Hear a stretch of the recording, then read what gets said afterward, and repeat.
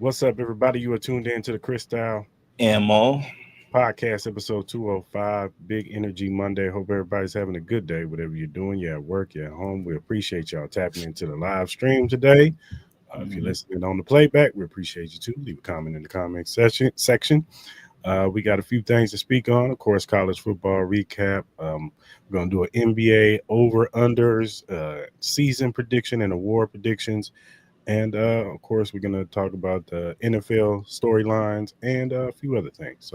So before we get into that, Ma, how you feeling, man? Man, football wise, pretty depressed. Basketball wise, pretty damn excited. Great weekend, man. Had fun last night. Feeling good, man. How you feeling? I'm feeling good, man. I can't complain.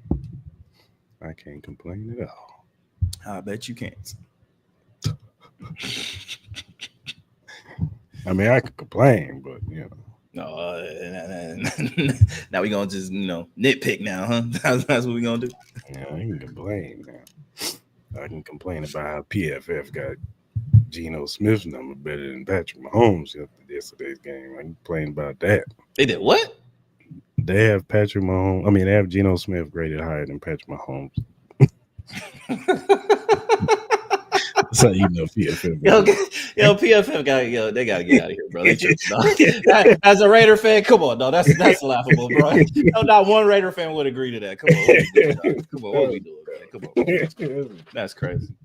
Get Chris Collinsworth out of here. No, but let's go ahead and talk about the college football. Week 8. There was some interesting games this past weekend. All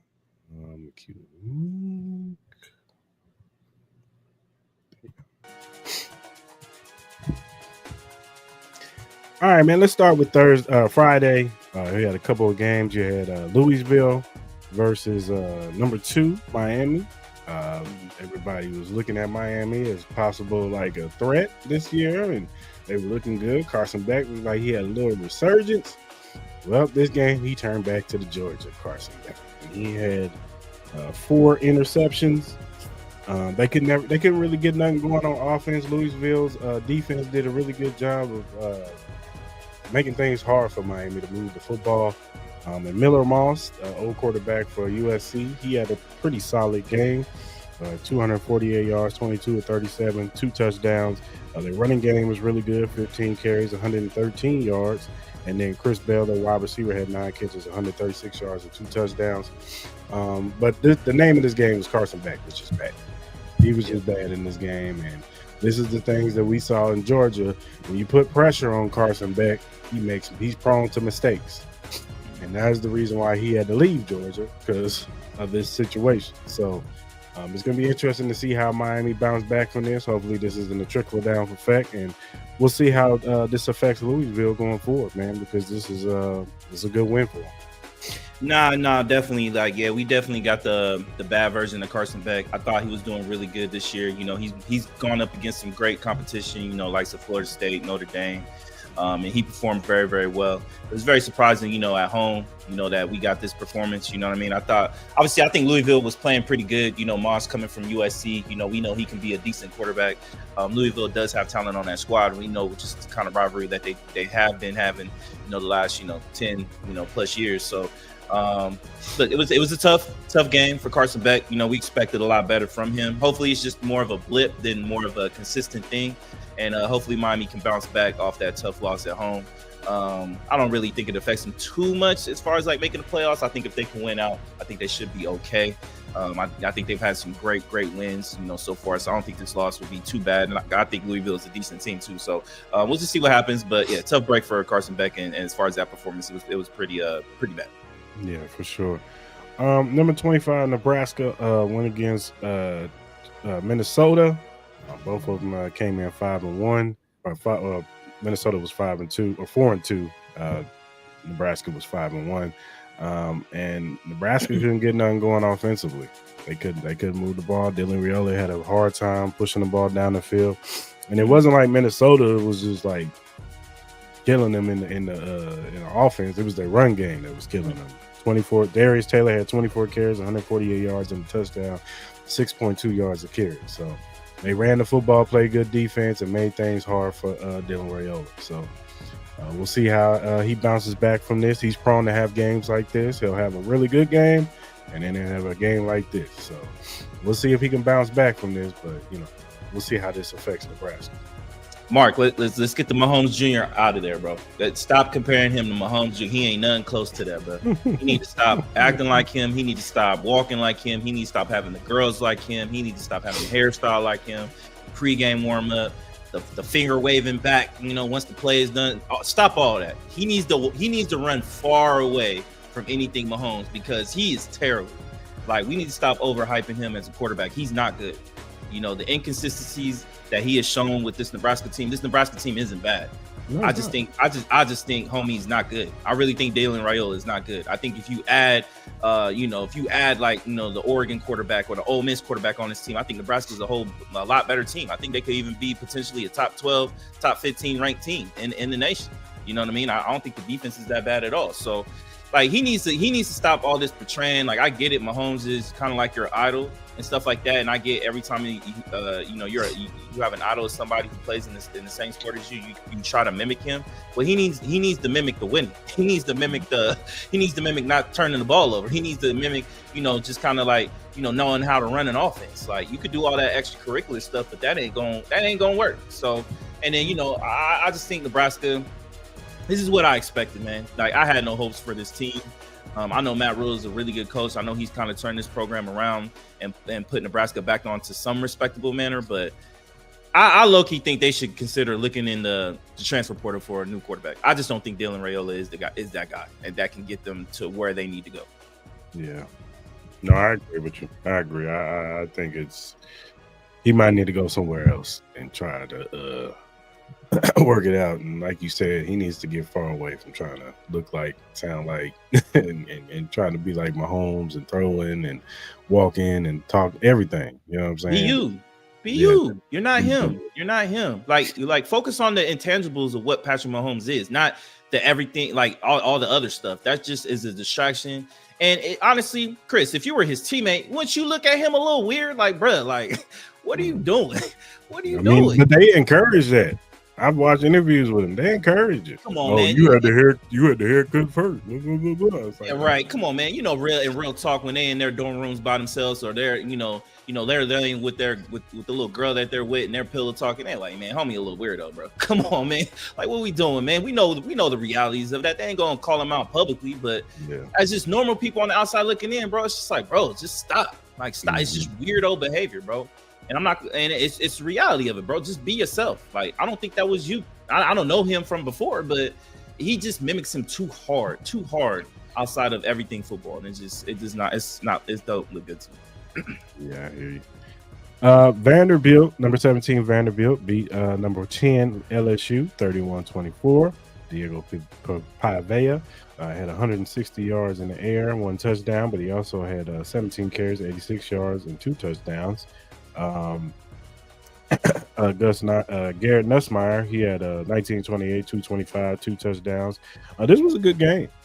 It came down to the wire, and the LSU just couldn't make the play that he needed to make, and Vanderbilt capitalized, ran the clock out, and won the game. And Vanderbilt is riding high right now. This team, you got to look at them, man, especially with Diego Pavea. He's one of those dudes that can take over a game and put a team on his back, a la like a Vince Young or somebody like that can just take over a game. Yeah, the other side of the team, they may have more talent, but this kid is just a gamer, and he's going to take over and win the game. So I'm looking at Vanderbilt.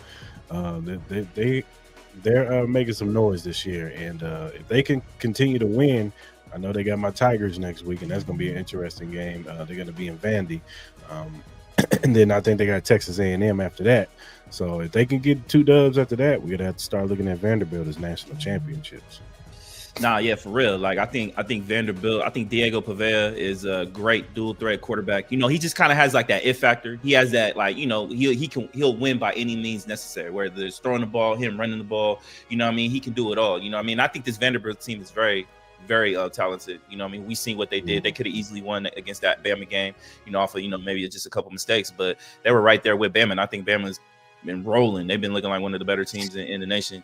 As we'll talk about them here soon. But man, it was a really great win. Sooner or later, man, there's gonna have to be real conversations about Brian Kelly and this LSU team, and can he get him over? You know what I mean? Like, that's kind of been the Brian Kelly thing. Like, he has an ultra talented team, but he can never get them to where they need to go. You know what I'm saying? He can never get them to national championship contender levels. You know what I mean? Or they'll just be fake contender levels. You know what I'm saying? So I think LSU is very, very talented. I know they didn't have one of their star defensive players in the game. I think it was like their linebacker who couldn't play in the game.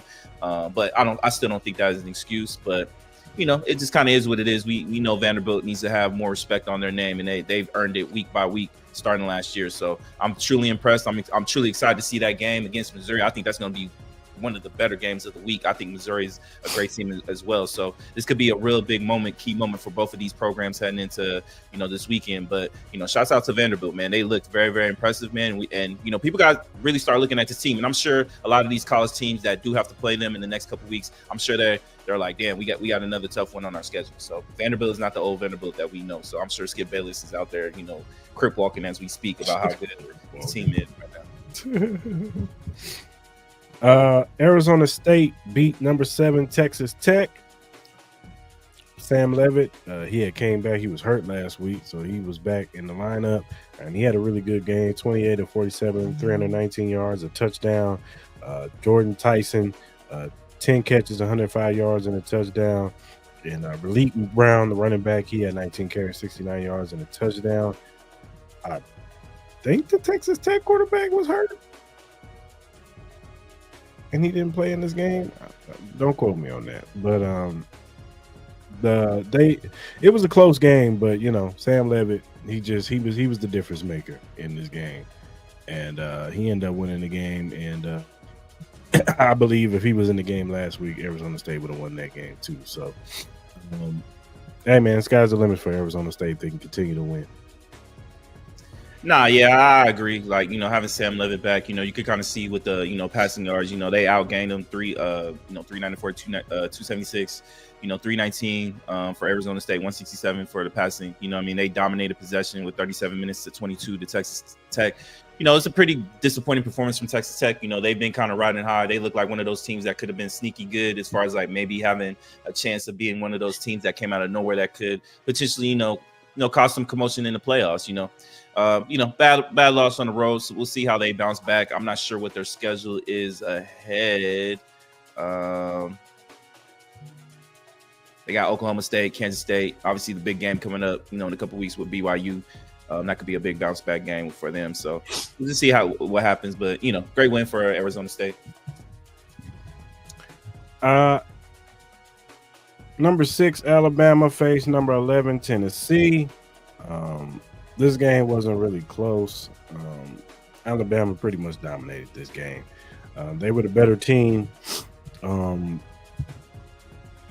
Tyson Simpson, he had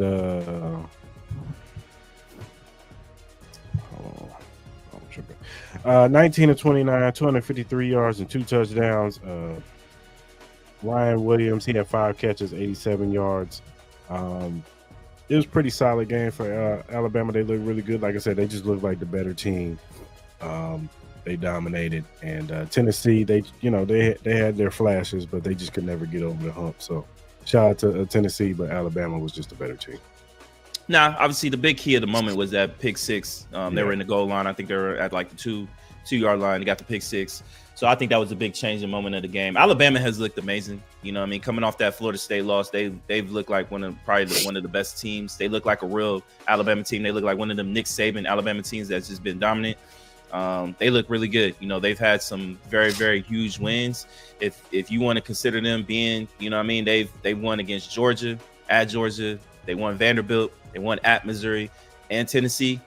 That's Dog's row of wins, great wins, man. If you want to consider them being if you think they're the best team in the nation, I would not be mad at that. I would not be mad at that at all. Alabama is a great, great team, and they look like they might be back. And Kellen DeBoer, hey, everybody needs to apologize to that man. He got the ship right, especially in that climate with all those Alabama people with the expectations of what Nick Saban did all those years. Hey, man, Kellen DeBoer, he's that guy. He should be considered as one of the coaches of the year candidates for sure. Yeah, I just think he needed to get his quarterback in there. Absolutely. And that's no shot to Jalen Milroe. I just don't. I think he inherited that quarterback. I don't think that was his type of quarterback. I think what he has now, Ty Simpson, is way more in his mode of what he wants. You think he's a Heisman favorite right now, Ty Simpson? He's up there. He should be considered. He should get the call to show up to the presentation for sure. For sure. Number 9 Georgia defeated number 5 Ole Miss 43-35. Gunnar Stockton 26 of 31, 289 yards and 4 touchdowns. Yeah, he had a really good game. Trinidad Shumbless, he had a pretty solid game too. 19 of 36, 263 yards and a touchdown. This game was pretty good. It was good, but Ole Miss, they just couldn't capitalize when they had the ball. They couldn't make the play that they needed to make to possibly win this game. And Georgia ended up running the clock out and winning this game. So shout out to Georgia. Yeah, man. Only thing about both of these teams is their defense leaves some to be desired, especially those D lines. They ain't get no pressure on these quarterbacks a lot. You know what I mean? Out of both teams, they got 1 total sack. So, look, man, I thought Georgia's performance was really good at home. You know what I mean? But I think Ole Miss, man, I think they'll be all right, man. Hopefully they can just get a couple things, shipped right. You know what I mean? I just feel like it wasn't their day on the offensive side, even though they scored 35 points, but just the inconsistencies. Stockton looked really good with the 4 TDs, only 1 touchdown for Ole Miss on that offensive side as far as like for the quarterback throwing the ball. So, it was really good. It was a really good game. But at the end of the day, both of these teams should be competing for the playoffs. Yeah, for sure. Notre Dame beat USC 34-24. This thing will load up. Come on. There you go. Number 13 Notre Dame beat number 20 USC 34-24. Come on, man. They want to act like it don't want to load up.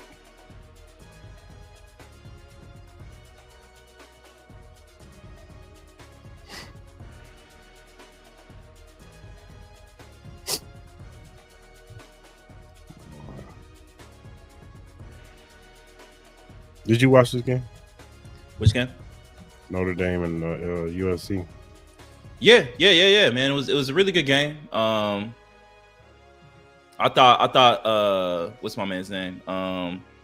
J Love was amazing. He had 228 yards for the TD. Key turnover for USC. Well, I wouldn't say key turnover, but they got the lead. I think it was like 3rd or 4th quarter. And it seemed like USC had control. But then right off the bat, Notre Dame was able to do the kickoff return for the touchdown. I think they just seized the whole momentum. I thought it was a great back and forth game. I thought both quarterbacks played pretty good. Maeva had like 2 bad picks. You know what I mean? CJ Carr, he had a pick as well. But obviously the star of the show was Jeremiah Love. He was able to run all over that USC defense. He looked like he should be one of the top picks going into the draft. We know what kind of talent he is. Am I saying he's Ashton Jincy? I don't know.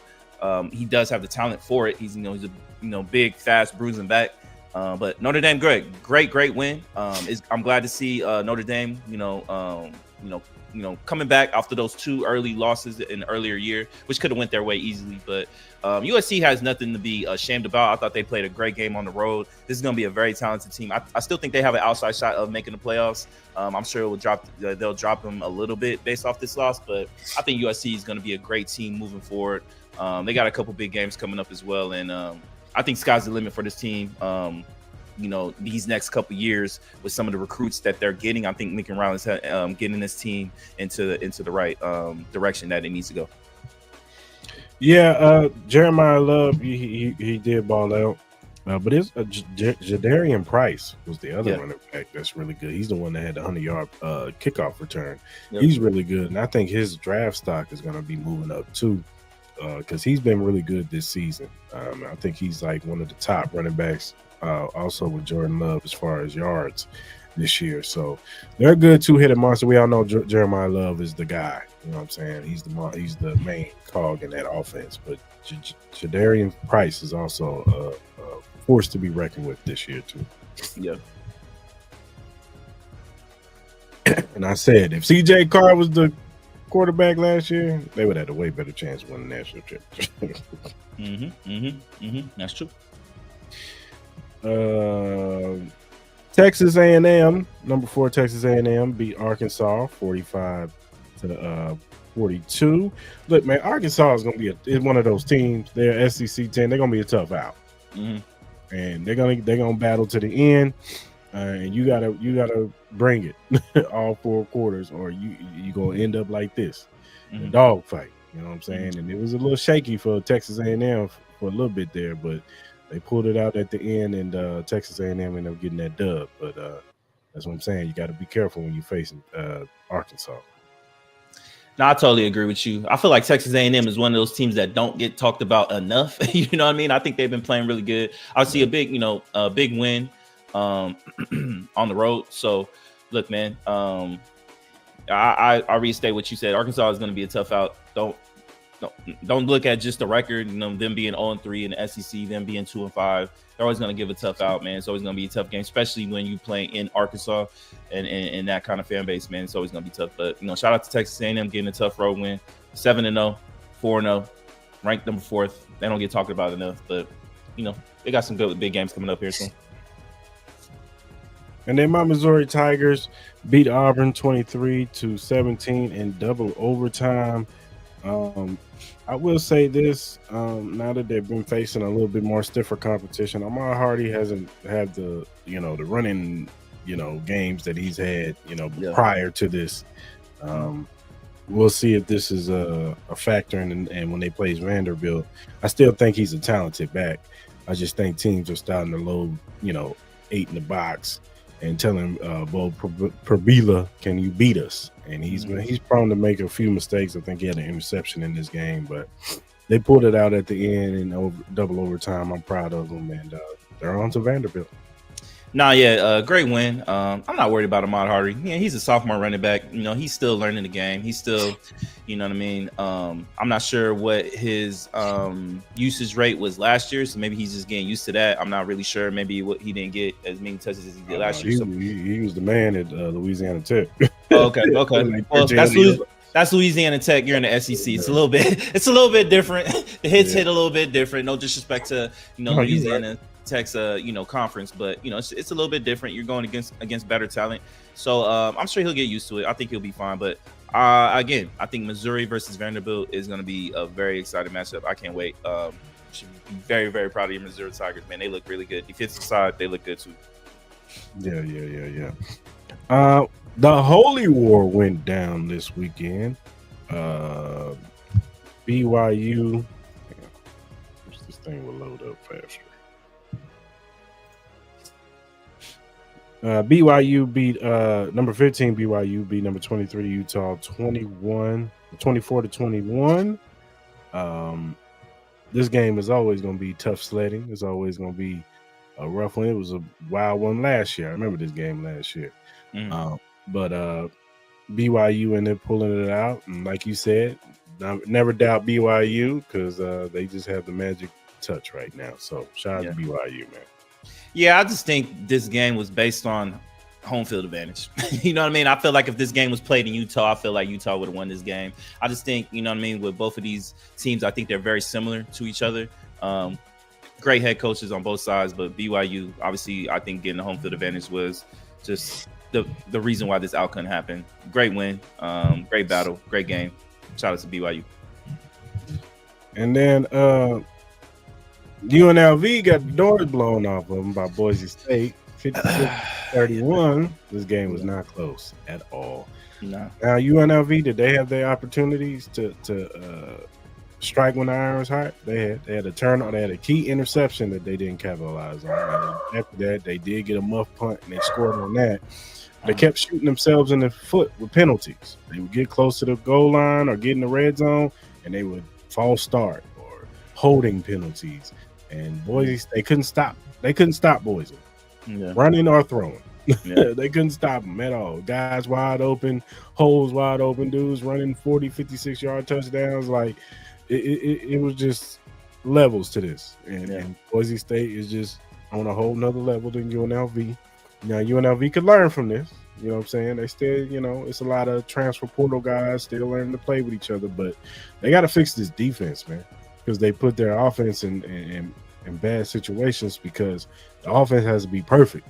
If the offense ain't perfect, you get this outcome. So shout out to UNLV. Shout out to Boise. You still the class of right now. You look like you still the class of the Mountain West. We'll see what happens when y'all face San Diego State. But yeah, back to the drawing board for UNLV. It's kind of funny. Like we kept stating that they don't have Ashton Jency on the team, but yet they made Dylan Riley look like Ashton Jency with 15 carries and 201 yards. This UNLV defense is, to say it nicely, pretty pathetic. It's pretty pathetic.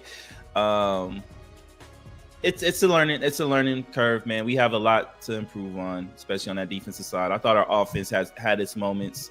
Jaden Thomas, he had a couple moments. Jalen Glover, shout out to him. He had 6 carries for 112 yards, 18.7 yards per carry. Pretty impressive. Kalangri, he didn't have a bad game. He had 1 pick, 18, 32, 15, 2 TDs. But at the end of the day, it's a learning experience, man. Hopefully, if Dan Mullen's able to stay, if he chooses to stay with UNLV, he can get more pieces on that defensive side. They're going to have to figure out that defensive coordinator hiring for next year. I'm not sure what they're going to do with the defensive coordinator position as far as like going forward. I don't know if they're going to just keep him in that spot, or maybe try to fill it in with somebody else and give somebody else another opportunity. I don't know, but at the end of the day, it was a tough loss for UNLV. I know we kind of talked about how important this was for the UNLV program to get the respect that we all hope that it could get, and garnering better recruits, maybe better donorship to keep this program up and alive and thriving. We see the potential that this UNLV Rebels program can be. Boise State still has our number, man. We got to figure that out. Everybody else we're kind of cool with, but Boise State just still keeps dog walking us. So until we figure that out, it's going to be the same old story every year. Yeah, I agree. Pretty much desert for college football this week. Okay. Who's your Heisman favorite right now, if you had to pick a person? If you could pick a person.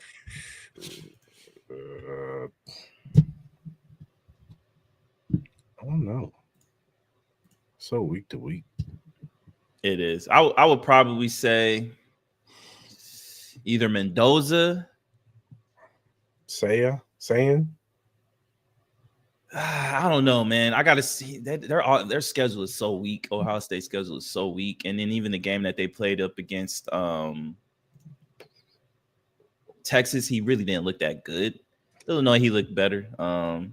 No, we'll see. He has Penn State, UCLA, Michigan coming up, so we'll see what's up. But I don't know. I would say it's got to be between probably Ty Simpson and probably Mendoza right now, as far as like names, and maybe Diego. Yeah, Diego. Maybe Diego. Yeah, maybe Diego. And we'll see what happens with the Oregon quarterback too. I know he had a tough game against Mendoza, but we'll see. Yeah. All right, man. Let's do NBA overs and unders. Let's do it.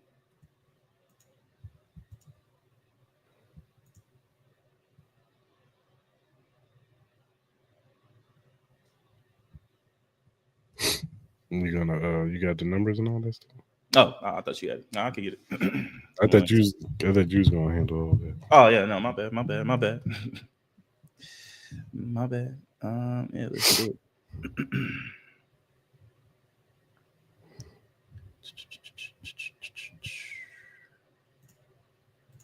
All right. We'll make this quick. I know it's a long list of teams, but we'll make it quick. For the overs and unders. For the overs and unders, I got the Atlanta Hawks. We're on the Bet Us app. So over unders for the Atlanta Hawks, they have it at 47.5 wins. Do you have it over or under? I'm gonna go over. I think they have a really good season this year. They'll be in contention for the East this year. So yeah, I'm gonna go over like at least 50 something wins. Nah, I got the over two as far as like the weakness of the East. The additions of Chris Style and the younger guys developing. The Dyson Daniels, Trey Young. He's still trying to get that re up on the contract. I think this team could be a really amazing. I think Trey Young is the kryptonite to the New York Knicks. I love the over. Next up, we have the Boston Celtics. No Jason Tatum. Looks like for the year, even though he's kind of talking about potentially maybe coming back by All-Star break. They got the over-under with 41.5 wins. Who is this? Boston Celtics. And what's that? 40 what? 41.5. Yeah. Oh, man. I'm going to go over because the other Celtics, they still got Brown.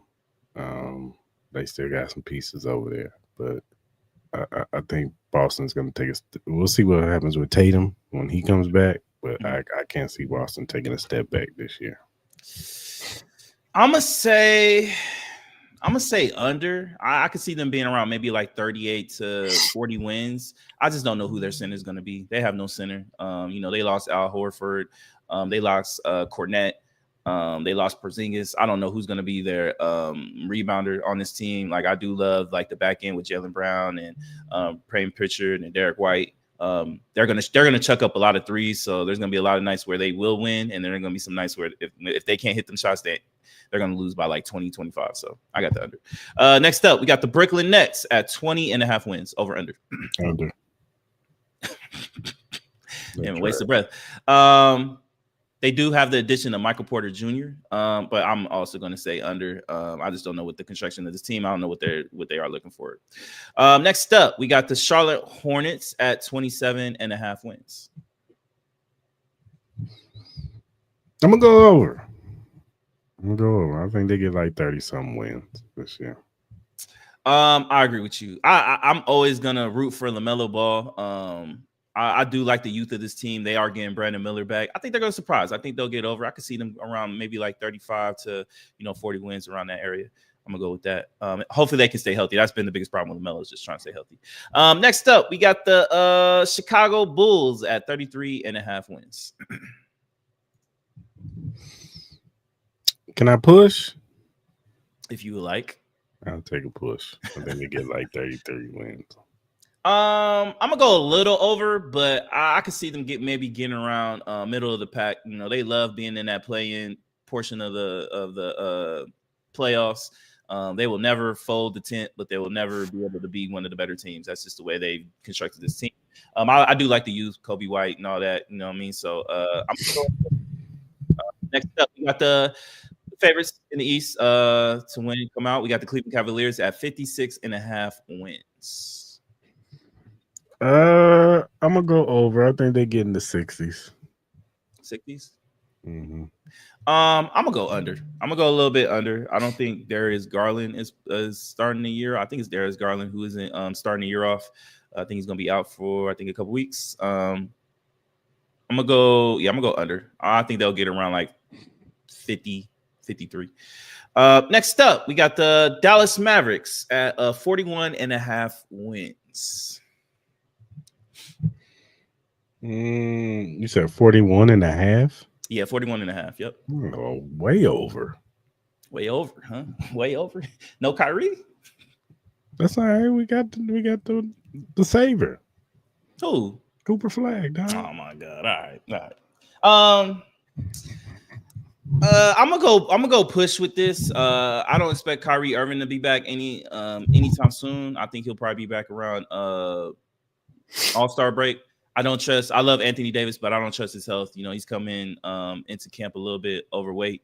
And then on top of that, you got a young rookie in Cooper Flag. I know they've been talking about him playing a little bit point forward and all that stuff like that. But my main concern with this team is pretty much health and continuity. And then once you get Kyrie Irving back, then you got to add him back into the flow. It's gonna be tough. I know they're ultra talented on paper, but I think they'll have their bumps up and down. But health is gonna be the big key for the Mavericks. Next up, we got the Denver Nuggets at 54.5 wins. I'm gonna go slightly over. I think they get like 55, 56 wins. 55, 56. I'm gonna go slightly under. I just think the West is too tough. I do love this Denver Nuggets team. I think they can easily definitely compete against OKC Thunder. I think even though OKC Thunder is really good. Obviously they got Bruce Brown back. They replaced Michael Porter Jr. with Cameron Johnson. I love that. I think Cameron Johnson's a better player defensively. So I do like that. I think they're going to be good. Jokic is always going to be MVP conversation. I'm just going to go slightly under, though, because I just think the West is just that tough. Next up, we got the Detroit Pistons at over 46.5 wins. Slightly over. Slightly over? Yeah, slightly over. I agree with you. I'm gonna go slightly over. The only thing that makes me a little bit worried is they won't have Malik. Obviously he's dealing with the whole betting scandal, and he was one of the better 3-point shooters last year, Malik Beasley. So we'll see what's up. I don't know how they're gonna prevent that. I think who they get? They got the homie from Miami Heat. I forgot his name. Duncan Robinson. They got Duncan Robinson. So we'll see if he can fill in that void. But I'm a big fan of Cade Cunningham. He's one of my favorite players. I'm going slightly over. I won't be mad at the push though. Next up, we got the Golden State Warriors. Jimmy Butler is Chris's favorite player at 47.5 wins. He's my what? I'm joking, dog. I'm going slightly under. Slightly under. I agree with you. I'm going slightly under with the Golden State Warriors. I just think they're an old team. Sooner or later, you got Al Horford. I do love him, stretchability with him. I think he'll definitely fit that offensive starting lineup a lot better. But they're our old team, so we got to see how health prevails. Next up, we got the most talked about team, not the champions, the Houston Rockets at 52.5 wins. The addition of Kevin Durant. I'm go slightly over. I think I'm gonna go slightly under. I think that I would have went over if Fred VanVleet was healthy. I'm gonna go slightly under though. I just don't know who's gonna be their starting point guard. We'll see how Shepard does, and maybe Thompson, he could play that role, and maybe Kevin Durant might play some point forward or something like that. But we'll see. I got them slightly under. Next up, we got the Indiana Pacers. Had an exciting year last year. Obviously, no Halliburton. They're projected to have over 37.5 wins. What you got? I'm gonna go right at 30 wins. Yeah, I'm gonna go under. I do like the youth of this team. They could be exciting. I'm gonna go slightly under though. I could see them getting around maybe 36 wins. See if like the Nebhart, if he can make the leap, and Mathurin, if they can make the leap. Obviously, they don't have Miles Turner, so we got to see how that is. I'm sure Obi Toppin, he's good, but I don't know if he could be Miles Turner good. So we'll see what's up. Next up, got the Los Angeles Clippers. Shout out to Ty Lue. Over under 48.5 wins. Slightly under. I'm gonna go slightly over.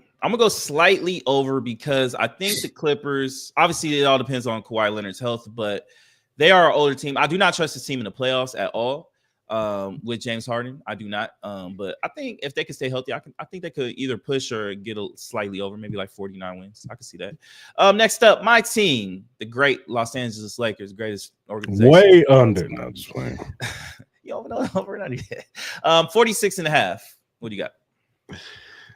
Slightly over. Yeah, I'm going over as well. I could see them getting maybe around 47, 48 wins. Obviously, we're not going to have LeBron James probably for the first month of the season, probably closer to Thanksgiving when he'll come back. But I think Luka Doncic is going to be on tear. I think he's going to be on the MVP role. Obviously, our team, Marcus Smart, DeAndre Ayton, guys that have a lot to prove. I think that could be something. Obviously, health will always be a big key with this team, but I think with a motivated Luka Doncic, another year under JJ Redick's scheme and him being a coach, I think we could have some promise. Next up, we got John Morant and the Guns, Memphis Grizzlies, 39.5 wins. What you got?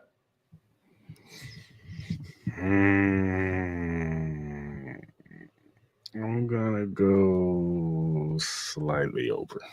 Slightly over.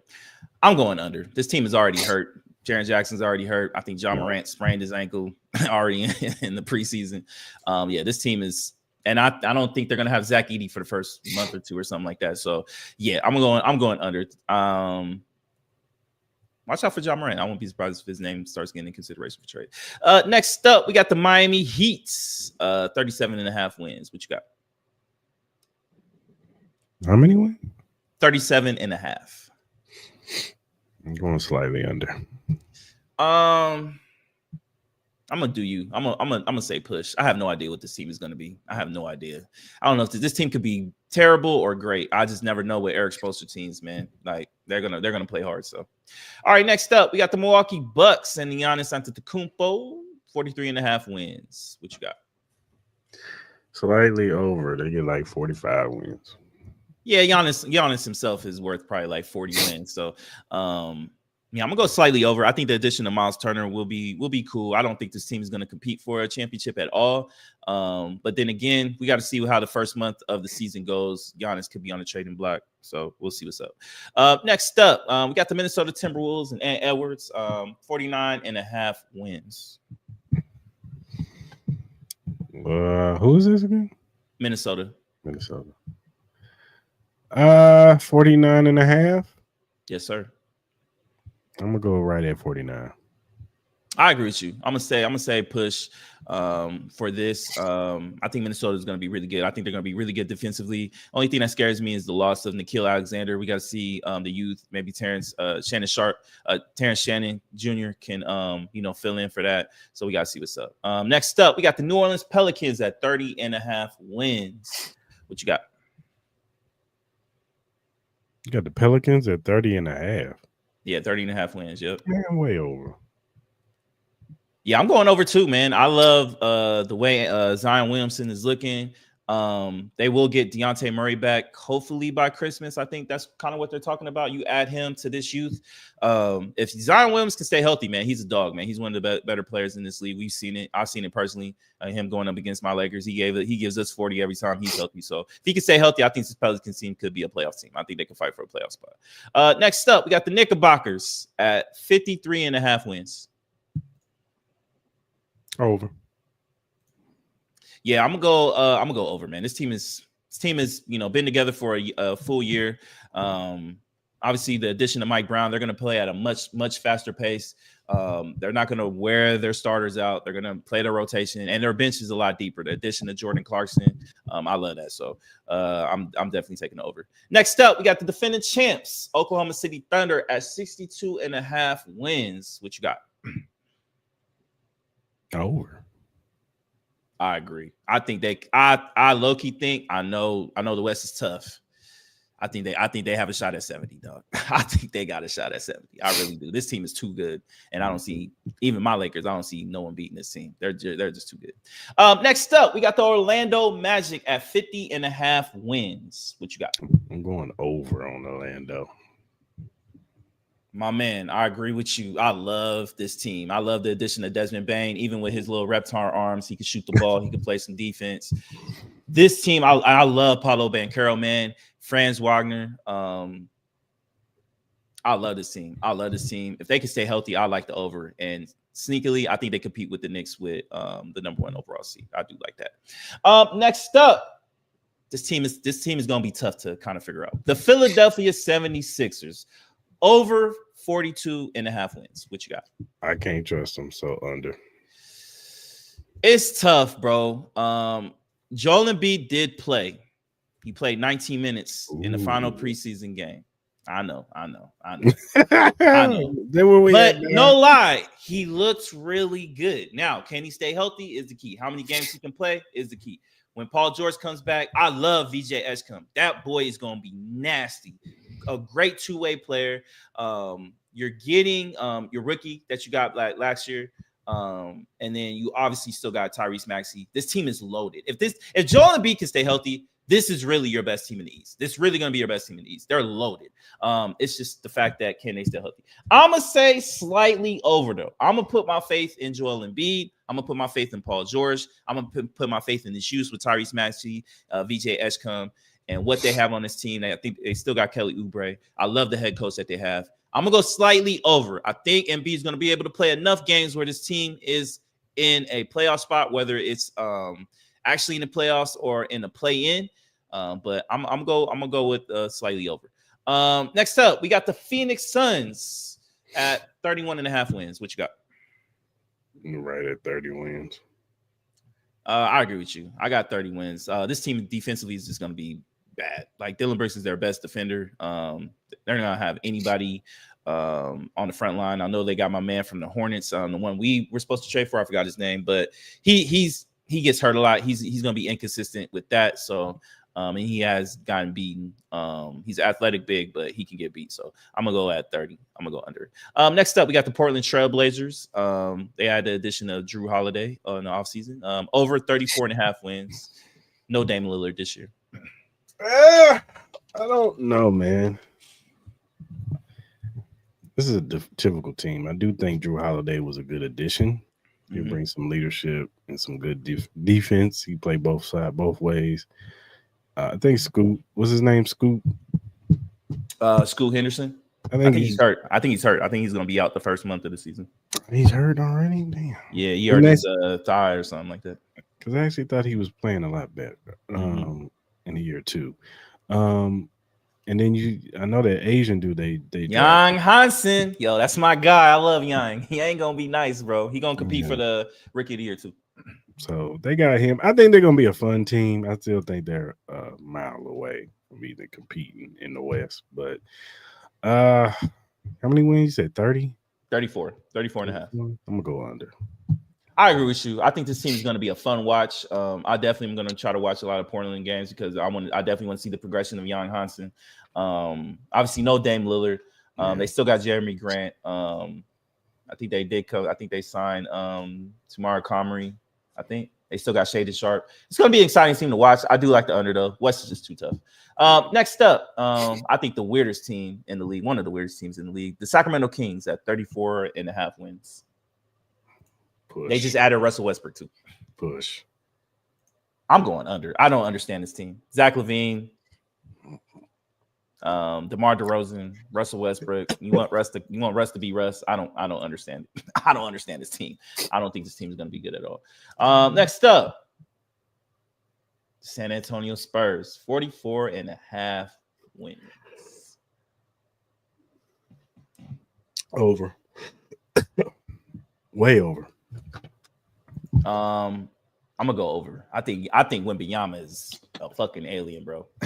That man's gonna be nasty. And some of the things I've seen in the preseason, like he playing like Giannis. He trained with Hakeem Olajuwon all season. You know, he's doing shimmy shake sham guys, all this stuff. Yeah, homie gonna be a problem. So, and I love the youth on this team. That youth of this team is gonna be amazing. I love the over in this if he can stay healthy. Next up, we got the Toronto Raptors at 39.5 wins. Under. Yeah, I'm gonna go slightly under as well. Still got Scotty Barnes and all that. Still got RJ Barrett, but this team is gonna be a little iffy. Next up, we got the Utah Jazz at over 19.5 wins. Slightly over. I'm going under. I just think this team is just too young, especially in the West. It's gonna be tough for them. And finally, we got the Washington Wizards at 20.5 wins. Under. I like the over. I like the addition of CJ McCollum. I think this team is more mature. They do have some pieces on young pieces on that side that I do like. So I'm gonna go over. I'm gonna go slightly over with that. NBA season is obviously starting tomorrow. Who do you have as your favorites for MVP? Who's your MVP this year?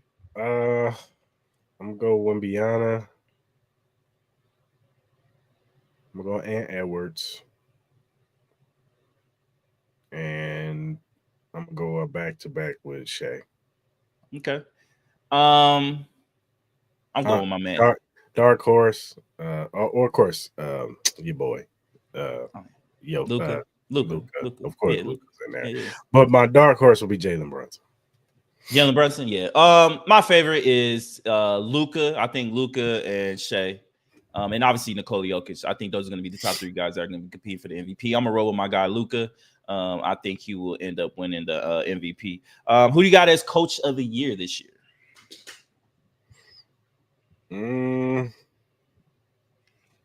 That's a good question. I have no clue. I'm gonna go with I'm going with my man Mitch Johnson from the San Antonio Spurs. I think the San Antonio Spurs are. I know a lot of people are kind of like they don't know. Like obviously this team is ultra talented, but I'm gonna go with him, man. I think with Wembanyama and that youth of this team. Darren Fox, he ain't gonna play at the beginning of the year, but you still got Stephen Castle. He was the rookie of the year last year. You still got Harrison Barnes. Carter Bryant looked amazing. He's an athletic young guy. One of the rookies. You added the addition of Luke Cornett, Kelly Olynyk. You still got Jeremy Sochan, Devin Vassell, and obviously Dylan Harper, who's going to be amazing. And then obviously Victor Wembanyama. So I like that as well. I'll go with the coach from Orlando. Orlando. Okay. I'm not mad at that. That's a great pick. And who's going to be in your NBA Finals this year? Who do you got? I'm going.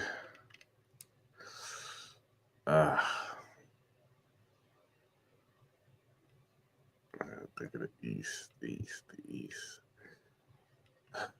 I'm gonna go to New York Knicks. Okay.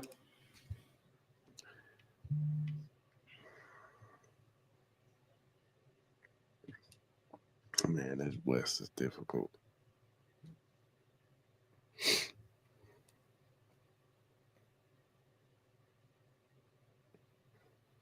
Go to Knicks verse.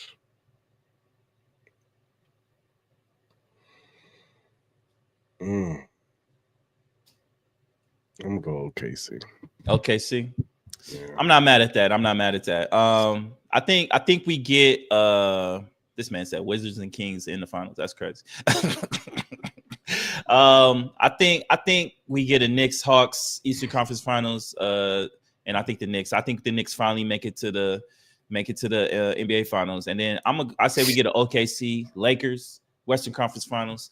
But I think OKC will beat my Lakers. I think we're missing a couple pieces. I think we'll be there the following year.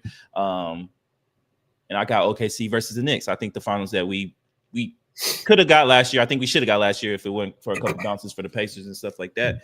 So that will be my finals pick. And then obviously I got OKC back-to-back champions. Yeah, me too. I'm excited for the NBA season. The NBA season starts tomorrow. I'm super excited. We'll obviously get more into it on Wednesday. My Lakers play the Warriors, and then Rockets play the Thunder opening night on NBC. Shout out to NBC. NBC is back, so I'm excited to see that kind of coverage. I think Melo's on that coverage and all that, so T-Mac and all those guys. So I'm looking forward to seeing that, man. So shout out to them, and thank God NBA season is back because I can't do this football shit no more. Sorry, guys. I'm over football. All right, man. Let's take a quick commercial break. Introduce yourself to Magnet, the ultimate sports drink. Are you ready to take your performance to the next level? Do you want a sports drink that eliminates the muscle cramps and fatigue when working out or training?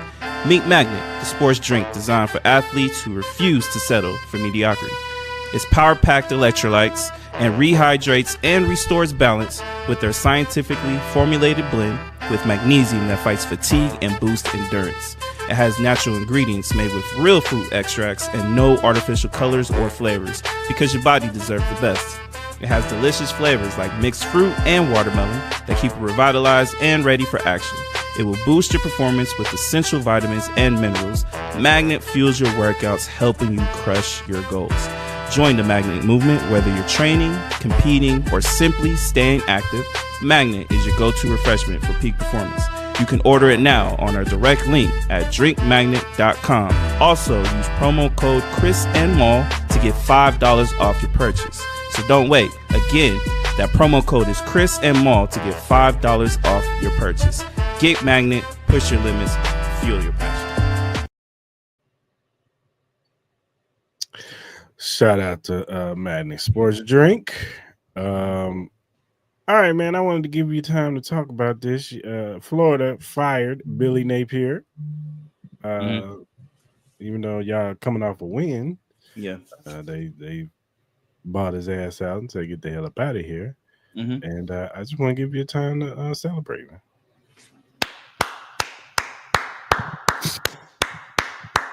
Thank you, Florida Gators AD, for making the correct call. We saw the future of Billy Napier not being the correct way to go. Our team is ultra talented. And At the end of the day, Billy Napier will be fine. He's getting paid his money. He's not going to be broke.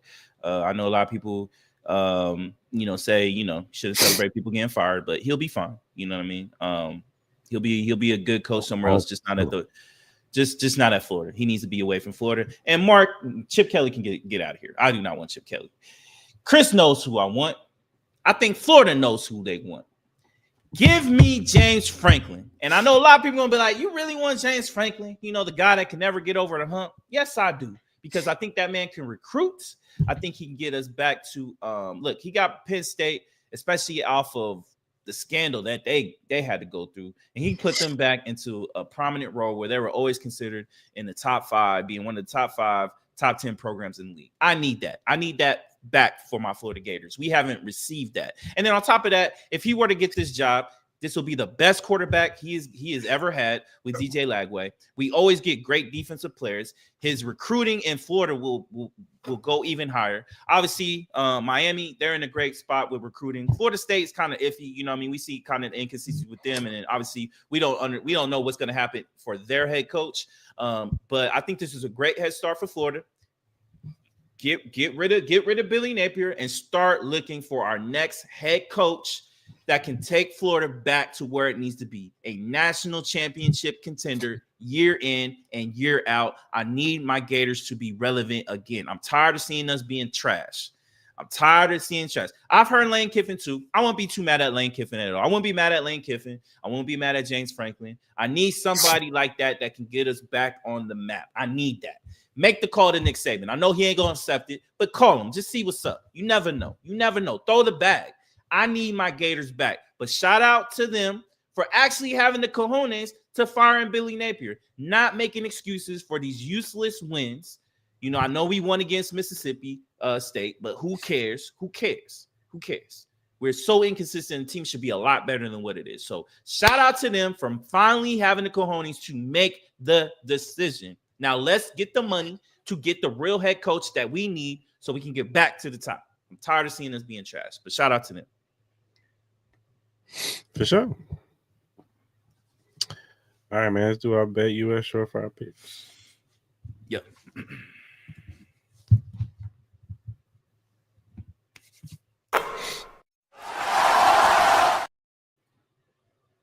Oh, well, no. Basketball season. We can still do that.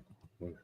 Yeah, man. Yeah. This football season's dead. It's a wrap. For you. It's over. For you. This football season is over. This football season is dead to me. Like I could care less about the rest of this football year. It's over. So, hey, man, speaking of which, before you get into your picks, can you change your defense today?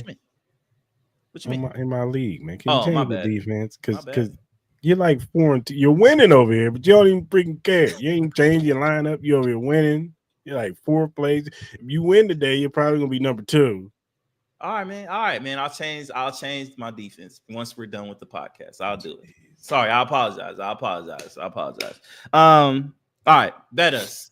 I got a solid 4. So obviously, 2 really good games tonight. I think they're going to be exciting games.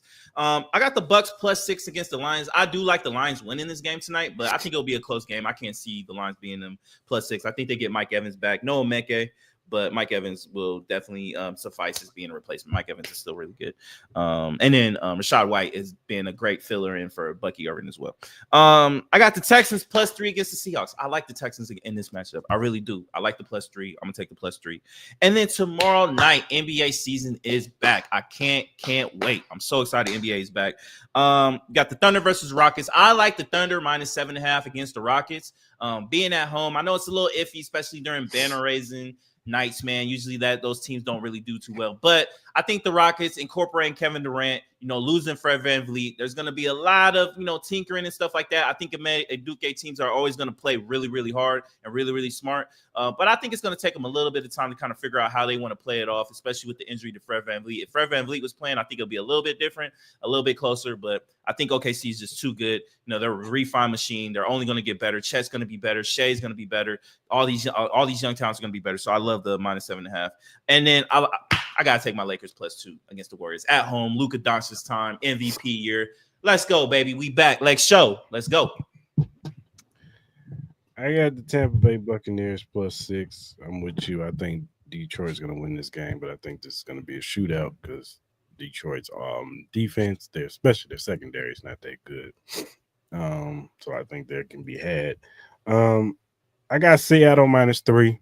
They're at home. It's hard to play in that arena. I think Houston. It's going to be a solid game, but I think Seattle's going to pull it out. And I'm taking the Blue Jays, man. Yeah, big game tonight. For the dub, man. Going to the World Series to meet their demise against the LA Dodgers. I thought you had the Mariners making it to the. I switched it up, buddy. Switched it up. Said, nah. My man Vlad out here. What you think? What you think of a Blue Jays Dodgers series? Who you got favoring in that? Really? Did you know? You just hear me? They're gonna meet their demise to the Dodgers. I think out of all the teams, I think the Blue Jays could give the Dodgers a run for their money just based on offensive impact. I think the Blue Jays are a very offensive team. I think they're all offense. You know what I mean? They don't get the hits, and I don't think they can win the games. But shout out to my man John. Shout out to my man John. And you know what I'm saying? He up in Canada doing his thing. He a Toronto Blue Jays fan. Shout out to him. I'm rooting for you, dog. But do you see what they got over there in that? Yeah, that pitching rotation is nasty. But hey, man, it'd be one of the biggest upsets in baseball history if that happened. Do they open in LA or Toronto? Then Toronto had a better because they don't do that All-Star where the All-Star game, whoever wins, they get the home field advantage. I don't know. Mark, do you know that answer? I don't know. I don't know if they do that still. Mark might know.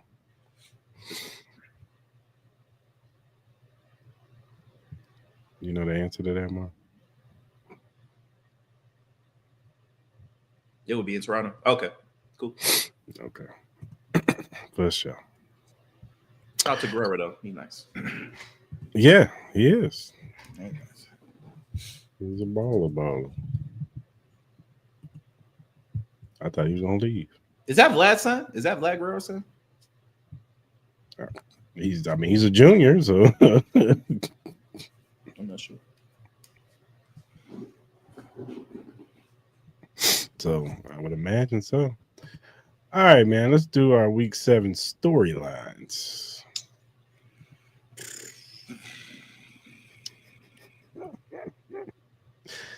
Oh man, we do a little something different now where I ask a question and Mo answer. If a good part, hey.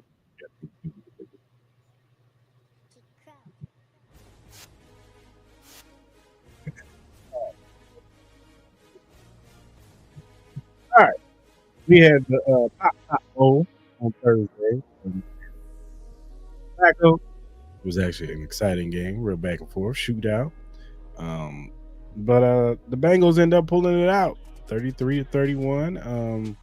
My question for the Steelers is, can they be playoff contenders? Absolutely, I think they could be playoff contenders. Again, I still need to see something better from that running game. And my only concern with this D line is they always fall off the second half of the year. TJ Watts and all that stuff like that. But I still think they can, though. I think they're still in a really good position, especially the way their division is kind of playing out. I think they'll be okay. And with the Bengals, is there a glimmer of hope? Do you really expect Joe Flacco to give you this same game again? I don't know. Obviously, these are probably when he was with the Browns. Obviously, he didn't have receivers like this, so maybe it might be a little bit more consistent. If they can find a way to get to December, I think Joe Burrow will try to get back at least by beginning of December if he can. If they have a shot at making the playoffs, if they can get that, then yeah, you put Joe Burrow back in there. Yeah, I think the Bengals have a really good shot. I still think they need to make a play. If they really want to go for it, make a play on the trade block and try to add some more talent to this defense if you want. But I don't know if they can, but I think they got a shot. I just don't know if you're going to get a Flacco game like that every game. But Chase Brown, he looked like he was coming into his own again, kind of looked like Chase Brown of last year. So if you could get more consistent play from him, play off of play action, helps play action, you got Jamar Chase and T. Higgins, some of the best receivers in the game. So you got a shot. You always got a shot. Right. We had the 6:30 in the morning game in London. Rams beat the Jaguars 35-7. A question for the Rams: Is Matthew Stafford having his best season so far? I think so. He hasn't gotten beat up, so he's been able to stay upright. I had a lot of worries with that back injury, man. We talk about LeBron James, but Matthew Stafford had all the back problems. But you know what, man? They look really good, even without Puka. They dominated that game. Devontae Adams, he only had like 5 catches or something for like 35 yards, but he had 3 TDs. And then once you get Puka back, they say he shouldn't be out long. He should be probably back in the next week or two. So they're going to be amazing. So I think Matthew Stafford is definitely in MVP conversations. And then for the Jaguars, should they concentrate on Travis Hunter playing one position? I don't know, man. I see the benefit on both sides. Obviously, you don't want him to, run him into the ground, but I don't know what side you would focus him on. Maybe the cornerback side, and then have him just have little small packages on the offensive side when you really need him, or if there's like a situation where maybe Brian Thomas just goes out, and then maybe you can put him in strictly on the offensive side. Maybe they got to do something like that. But I see the talent on both sides. He's ultra talented, but maybe they're gonna have to figure something out. I think their bigger issue is they need to figure out the Trevor Lawrence situation. They need to figure that out. I'll say this: I've always been a component of him playing defense strictly, and then putting him in packages on offense. I do think that, especially since you traded Tyson Campbell away for Greg Newsome. Newsome ain't no number 1 corner. No, that's true. He's a number 2. So you put Travis Hunter back. You traded him away because you felt confidence in Travis Hunter. 100%. Yeah. So you start him at corner, let him strictly learn corner, and then you have package for him in the slot. You know what I'm saying? Because he still needs to develop as a route runner. He does. And I think that this offense is not flowing because they're too busy trying to feed Brian Thomas Jr. and they're trying to feed Travis Hunter and figure out him on offense. Where I think it would flow better if you just put him in packages, because De'Ami Brown is actually playing pretty decent, and Parker Washington is actually playing pretty solid too. So, and then you get Travis Etienne. They got to get him back going, because he hasn't been getting going these past 2 games. Yeah. Like he hasn't looked like the guy in the first 4 games. Like he's kind of tailed off. So they got to figure that part out. They got to get this running game, because that's their identity. If you want to help Trevor Lawrence out, you can't have my man back there throwing 30, 40 times. He's just not that guy. I'm sorry. Do you think they should give Tootin a shot at starting? Or just give him more carries? Yeah, that's what I'm saying. Like, give him opportunity to have a bulk of the carries and just see what happens the next couple weeks. It doesn't hurt. I mean, because he has the talent. Like you see the talent within him. You know what I mean? He does give him a spark, but it's like in spurts. Like, and you could use that in 3rd and 7, 3rd and 8. That's fine. You could put him in the slot or move him around, jet sweeps. Like, I think you could use him in that too, because he's a hell of an athlete. I just think he needs to develop as a route runner. I just think that his route tree is like he don't have one. He's an athlete though, so you want to get the ball in his hands, but I just think he'll be better served if you just say, "Hey, you're our number 1 corner. Go out there and lock dude down." Mm-hmm. I don't need you to know how to tackle. Like, what corner do you want? If the defense, if the offense is getting to your secondary, then you got enough problems as it is. Right. No, absolutely. So. Like I said, I would start him at corner. You traded Tyson Campbell away, obviously, because you felt confident in Travis Hunter. So, and what you got on the other side, and Greg Newsome too. So, that's what I would do, just so you won't wear him so thin, and you can get the rapport with Brian Thomas Jr. Because whatever's going on with him and Trevor Lawrence is just not clicking. He had more rapport with Mac Jones, and that's what I was afraid of. All right, the Dolphins beat the Browns. The Browns beat the Dolphins 31-6. With the Dolphins, it's time to bench Tua. Y'all know the answer to that. I have to tell you. Yeah, absolutely. I think with the whole situation of him calling out his team, other leaders and stuff like that, when he can't even lead himself. You know what I mean? At the end of the day, me and you kind of talked about it a little bit yesterday while we were watching the game. Like, if you're one of his teammates and he over here just, keep throwing picks, like, look at Tyreek. Look, it says a lot when Tyreek Hill breaks he literally tears his whole knee. And this man is smiling because he don't got to play with Tua no more. He got to play with Tua no more. So I'm like, that says it all right there, man. Like, yo, like at the end of the day, the Dolphins need a refresh. They need to get rid of Tua. Let Mike McDaniels go. I think Mike McDaniels could be a great offensive coordinator. I just don't think he could be a great head coach for just who he is. I just think he's just a little too little awkward. But yeah, man, I think it's a wrap for Tua. And can the Browns continue to win like this?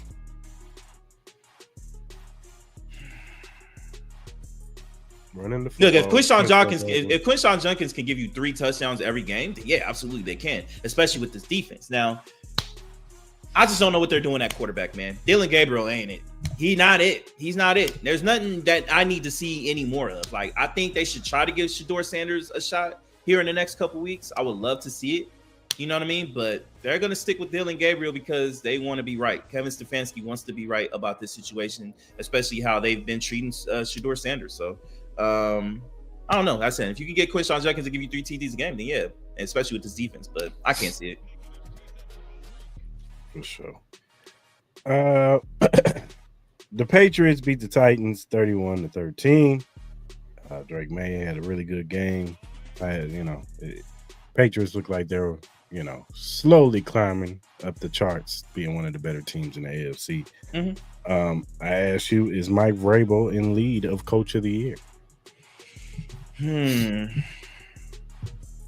That's a good question. Not over the Colts coach at this point. I think the Colts coaches, but I think you could put Mike Vrabel in the conversation. He's definitely in the conversation. I think this Patriots team has looked good. Drake May has, he proved me wrong. He's been really consistent. Got a little scary there with the little head injury, but he was able to bounce back. Ramondre Stevenson is looking good. Stephon Diggs is coming in home. Booty looking really amazing. That defense, we all talked about it, especially at the beginning of the year. This is one of my favorite parts of this team was that defensive side, and they've been healthy and they've looked really good. So yeah. I think he has a great shot. He's definitely competing with the Colts head coach. Can Cam Ward survive this team? I pray to God. I really do pray. I think this team will be all right. I think the future of this team will be good. They just got to find a head coach that could get them in the right direction. I'm happy they were able to get rid of homie Callahan, was just terrible. But I pray to God, I hope he's able to survive. And hopefully they can fit the play calling so he doesn't get as bruised up as possible. You got 2 backs back there. Use them, play off a play action pass. You're not winning anything this year. Just try to get this man home to the finish line so you can get him ready for next year. The Panthers beat the Bears 13. Oh, no, wait. No, the Bears beat the Panthers. Yeah, the Bears beat the Panthers. What was the score? The Bears won 26 to. Oh, actually, they didn't play the Panthers. They played the Saints. 26-14. That's where I messed up. My bad. I was writing too fast. Hold on. Give me a second. Nah, take your time, brother.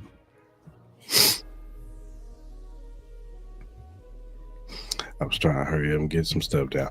All right. The Panthers beat the Jets 13-6. With the Panthers, we all know that Bryce Young is hurt. He might be out for next week's game. So I ask you, can Andy Dalton keep them afloat? Yeah, they can. We've seen Andy Dalton come in and honestly sometimes make the offense look a little bit better than what Bryce Young been doing. So yeah, I think it's possible. With the Jets, what do we do now? Try to make it to the end of the year and blow this team up. Will they go 0-17? Will they go 0-17?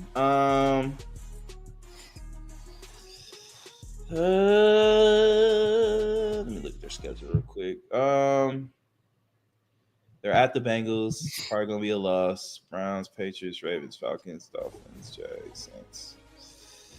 I think there's a couple wins they could potentially get. Dolphins, maybe the Saints, and then obviously we don't know what the Falcons are going to be anytime they play. So they got a shot to win at least 1 or 2 games. I see them winning 1. My thing is, does Aaron Glenn survive? Do they give him another year? I think he should get another year, but Justin Fields is a terrible quarterback. But who knows with that ownership group. The Bears beat the Saints 26-14. Bears look really good. They were really in control in this whole game. Yeah. Turnovers. Caleb Williams look pretty solid. Saints. I got nothing. I don't know what to do with the Saints. Just start trading parts. I'm just surprised that I've been hearing reports that they want to give Chris Olave a contract. They want to give Calvin Kamara a contract. I'm like, I think they should be sellers, man. I don't know, understand why they want. Like, I understand maybe Chris Olave. I guess I understand, but Alvin Kamara, he's becoming an older running back. I know he still has some talent left. He has a no trade clause. Yeah, so he don't want to leave. I think they should look at assets, man. I think this team needs to plus they just lost Kendra Mill. So no, there you go. But they're not winning anything anyway. I think this team has been very respectable in their losses. I think they've been given, tough games, but this team needs a reboot. This team needs a refresh. This team needs to start looking towards the future. Trade some assets, get a couple extra draft capital, man. I think that should be their moves, but it's going to be a little bit tougher with Alvin Kamara having a no trade clause. And if you want to give Chris Olave a contract, then those are your only really two pieces that I think you could get some real honest draft capital back for. At least like a fourth or a third or something like that in that range. The Eagles beat the Vikings 28-22. I ask, are the Eagles back? The Eagles are the Eagles, man. They're going to have their ups and downs, but they're going to be one of the better teams going into the playoffs. It was good to see Devontae Smith. Devontae Smith had an amazing game. I think he had over 180 yards. AJ Brown got a couple TDs. He was able to have over 100. I think he had like 121 yards and 2 TDs off of like 4 receptions. They still got to figure out a way for Saquon Barkley. I know he hurt his shoulder, but he was able to bounce back in that game. And then obviously, who's supposed to come back? Graham is talking about coming back. Brandon Graham's talking about coming back. So we'll see what happens. But Eagles are going to be Eagles, man. Eagles are going to be a really good team. That team is too loaded and talented to not be good. So they'll be fine. For sure. All right, man. My Chiefs beat your Raiders 31-0. Go ahead, talk about your Chiefs, man. Go ahead, get over. Or would you like me to go first? No, you know what? Go first. Go talk about your Chiefs. Go for it, man. I ask you, are the Chiefs the best in the AFC? The best in the AFC? No, I'm not going to say that. Obviously, I think they'll obviously with the addition of Rashee Rice, he looked amazing. It seemed like they didn't lose a break, but again, they played my Raiders, man. My Raiders suck. We got to see them against better competition. Obviously, with Patrick Mahomes and all that, like there were a couple throws where the thing with the Chiefs, though, they did get a little lazy. They did get a little lackadaisical. And then I don't understand why in God of me they always want to break out these fucking dumbass trick plays and waste them on us. Why are you wasting these trick plays on us? You're not getting, like, now they know. Like, you got Mahomes out there saying, oh, why does this shit not fucking work? Like, you just wasted that. Now they know. Although they got something off of that. Yeah, right. Come on. They wanted to show that on purpose. Stop wasting y'all cheap ass fucking trick plays on us. Don't get y'all nowhere unless y'all just trying to do this just to shit on us and y'all just trying to be disrespectful, which most of the time half of it is. Y'all did the ring around the rosy play, then y'all do this extra bro. Like, y'all cool, but am I gonna put y'all ahead of the Colts right now or some of these other teams? Y'all up there, y'all gonna be up there, but I'm not gonna put you ahead of the Colts right now. I think the Colts are just playing too good. But I got y'all up there. Y'all up there. I'm not mad at that. Yeah. Is Pete Carroll one and done? Get him the fuck out of here. Excuse my language. Get him out of here, bro. Get that old ass man off my team, bro, because he's so prideful and trying to keep these old ass dudes on his team, man. Like, bro, like you want to bench Jackson Powers, like, for what? Like, everybody else on that O-line is terrible.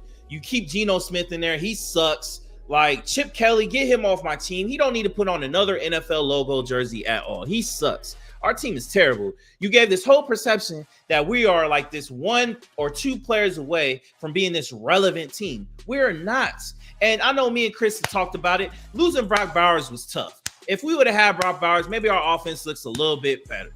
But we are still a terrible ass team. Get him off my squad. And I get it. People are gonna be like, you can't just keep firing head coaches and this and that. Bro, he's 80-some years old. He's not our future. I know we put a lot in the basket to try to get Ben Johnson, but we knew he was never coming. But I'm just like, why him? Why Pete Carroll? And I get it. We had this old lore of Seattle and all this other type of stuff. Whatever, man. He's He sucks. Get him off my team. This team is a disgrace. Anybody who purchases to watch a Raider game, you are a fool. Why are you wasting your money watching this terrible ass team? This team freaking sucks. I'm sorry. I apologize to Ashton Genty for you having to be your first year in the NFL with this experience. You deserve better. Max Crosby, you deserve better. Brock Bowers, you deserve better. Us Raider fans deserve better. Besides watching that trash, they didn't even come to play yesterday. They gave no effort at all. We had less than 100 yards the whole game. 100 yards. We had 3 first downs. Y'all had 30. What is like? Come on, dog. We are a Division II football team, dog. We suck. We are trash. It is an embarrassment to put on a Raiders logo at this point. We should not win no more games, bro. I get it. I'll listen to another podcast of a Raiders. They're like, man, no, we can't do that. We like, these guys are putting their life on the line. They're putting their life on the line and they looking like shit. Life on the line, my ass. They ain't doing nothing to put their life on the line. They ain't doing nothing. And then I think it's a cheap shot what they did to Max Crosby. Yeah, fuck your boy, man. Nah, bro. That was crazy, bro. Don't go at my man's knees. Don't do that. That shit is crazy. Now he hurt. Now he out. Well, y'all, your offensive lineman. Huh? Your offensive lineman took out our defensive player. Y'all got me mad. No more eyes out for the season because of your offensive lineman. I don't care, man. Right. I don't care. He did some dirty stuff too. No. Get that. We suck. I know Chris is happy about it. We suck. They ain't like it's like you can't really understand what the Chiefs are. Like y'all played a terrible team. So I'm not gonna big y'all up for playing a terrible ass team. Y'all should have beat us by like 60-0. Like it says a lot about y'all to me. Y'all should have beat us like 60-0. We took our foot off the gas. I don't care. Andy Reid is not gonna run up the score. Nah, he needs to be that dude. You want to do all these? You could do trick plays, but you can't run up the score. That makes no sense. Like, he did it within the realms of the game. Realms of the game, my ass. Realms of the game, my ass. We'll see what's up. We suck though. Chiefs fans, I hope y'all happy. We suck, and we gotta see y'all at the end of the year. All right, do the same. Like, who cares? Gardner Minshew gonna come in and beat us too, huh? Y'all gonna win. We ain't winning that game. If we win that game, I'm gonna be even more pissed because that's gonna take us from being top 2 pick to fucking number 6 or 7 again. We doing it, bro. And it'd be the same shit. That's why we are where we are. We're gonna be a top 2, top 3 pick, and then we're gonna win some meaningless games at the end of the year, and everybody's gonna have that fake ass hope. Like, come on, man. It's the same story every year. We suck. I'm over it. NFL season's over. Chalk it up. The Colts beat the Chargers 38-24. Colts are riding high right now. I ask you, Mar, are they serious contenders? Yeah. Let me get my blood pressure down a little bit. Yeah, man. Jonathan Taylor is looking like an MVP candidate for a running back. Definitely offensive player of the year. This defense is very opportunistic. I was a big fan of this team. Daniel Jones got to be in MVP conversations. He looks amazing. He looks like he's out there looking like Andrew Luck 2.0. That's what he's looking like. You know what I mean? He the way he runs, the way he operates his offense, they look amazing. Michael Pittman looks really good. Yeah, man. I think they have to be one of the teams that should be considered as one of the best for sure. And the Chargers, will they make the playoffs? I don't know, man. I think they're just too banged up, man. This is like a new episode of ER every time with the Los Angeles Chargers, man. I don't know. You just gotta hope you can keep Justin Herbert upright because it seemed like again. I think they lose another offensive lineman yesterday too. I don't know. I remember seeing another offensive. I think Mekhi Becton was down or something like that. He's been in and out of the lineup all year. Yeah, but he got hurt again. So yeah. So I don't know. Who knows when Amari Hampton's coming back? Keenan Allen looked good. You know, he had his moments. But we'll see. You always got to put respect on the Harbaugh team though, so they're always gonna play tough. In a terrible way, shout out to Stan. I cussed him out yesterday. The Giants lose to the Broncos 33-32. on the last second field goal when that defense gave up the cheeks. I asked, how the hell did you lose that game?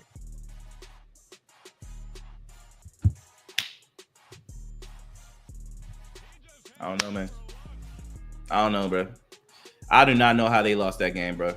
I really don't know. That shit was that. I never seen anything like that.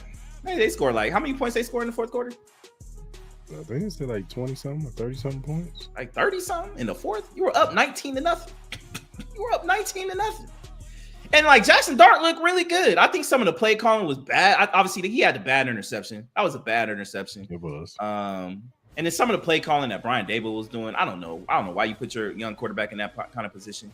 You had the running game to kind of run the clock out. You got Cam Scatterboo, you got Tyrone Tracy. Use them. You know what I mean? So 33 in the fourth. That's insane. So big ups to Bo Nix, man. You know, why are you rushing 3 and dropping 8? Yeah, I don't get that either. I don't get that either. Yeah. What are you doing, defensive coordinator? You got to put pressure on Bo Nix. Yeah. You just leaving it open for him. Especially the D line. Like, come on.